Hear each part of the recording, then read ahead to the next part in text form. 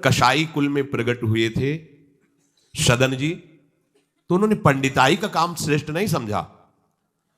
स्वधर्मो निधनो श्रेया परधर्मो भयावहा। वो अपना धर्म का, ऐसे ज्ञानी महात्मा थे कि बड़े बड़े संत उनसे सत्संग करने जाते थे, और ऐसी निष्ठा थी कि विचलित नहीं हुए, हाथ कटवाले विचलित नहीं हुए।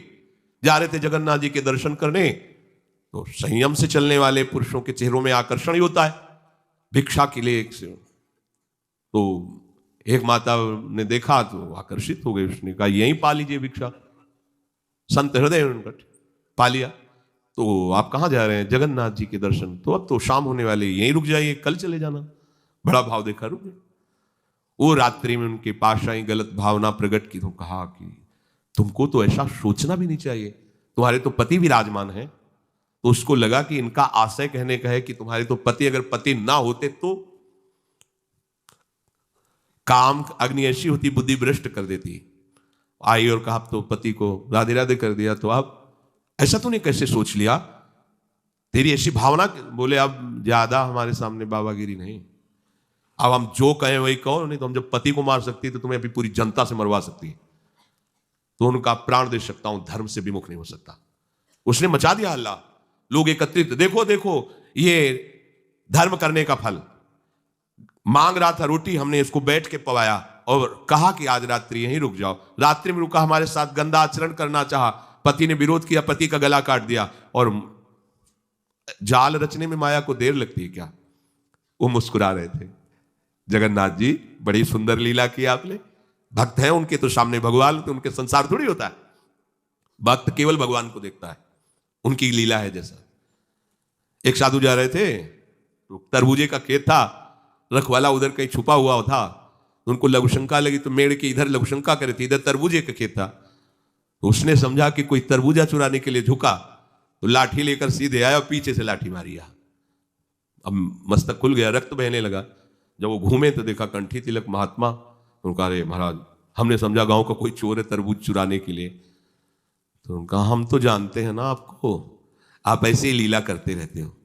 बोले नहीं, हमने पहली बार किसी को मारा है, दोबारा नहीं। बोले हम जानते हैं आपको। तो बोले महाराज क्षमा करो, चलो आपको अस्पताल ले चलते हैं। बोले ये भी हम जानते हैं आपको। और वो तो अपने भाव में वहां ले गए, डॉक्टर ने पट्टी लगाई और एक आदमी आया और उसने कहा साधु को कोई ऐसा पीड़ा दे सकता है? तुम चिंता मत करो। गर्म दूध लाया, मीठा करके पिलाया।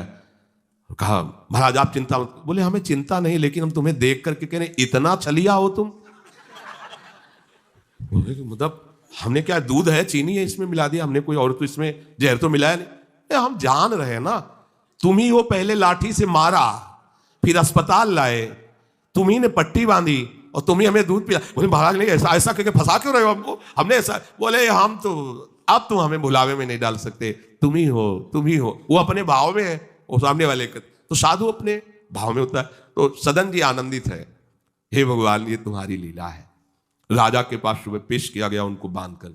उनसे पूछा तुमने अपराध किया? तो उनका ऐसा नहीं। बोले ये आपके, तो बोले जो कह रही है इसमें भी भगवान की कृपा है। अब वो इस बात को समझ नहीं पाए। एक बार उन्होंने कह दिया ऐसा नहीं, पर जब दोबारा ये तो सत्य कह रही, तो उनका ये भी भगवान की इच्छा होगी, इसमें भी भगवान की कृपा है। तो बोले इनके दोनों हाथ काट दिए जाए। साधु है, प्राणदंड तो नहीं, इतने हाथ काट दिए गए। छोड़ दिया जगन्नाथ जी के सामने। कहा प्रभु हाथ तो वही ले लिए थे, ले जोड़ के प्रणाम करते आपको। अब आप तो सब जान ही रहे, अपराध नहीं, इसलिए देखो हृदय आनंदित थे, इतने कष्ट। और ये भी ऐसे हाथ जोड़ने को किया, नवीन हाथ जागृत हो गए। और भगवान प्रसन्न होकर के, भगवान जब बातचीत करते हैं तो यही बातचीत अपने से होने लगे तो आप नहीं सुन पाएंगे, जिससे होगी वही सुन पाए। भगवान ने कहा तुम्हारा हमारे प्रति तनिक भी रोष नहीं आया? ये बिना किसी गलती के तुम्हारे ऊपर आरोप और ये दंड। बोले प्रभु हर चेष्टा में मुझे आपका प्यार दिखाई देता है।